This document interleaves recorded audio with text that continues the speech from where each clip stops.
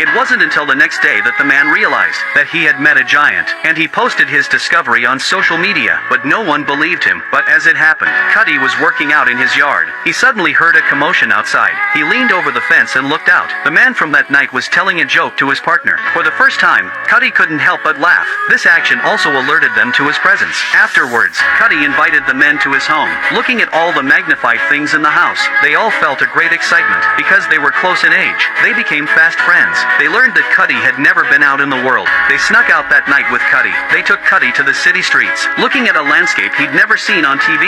Cuddy was amazed. The passers-by were amazed at the 4-meter-tall Cuddy. They took Cuddy to a meeting place for young people. Cuddy was the center of attention. But Cuddy's parents saw the video on the internet. He came home and questioned why he's confined to his home. In order to convince the boy, his parents pulled out a file. It turns out that Cuddy wasn't the first giant in the world. There have been many like him throughout history, but none of them ended up in a good place.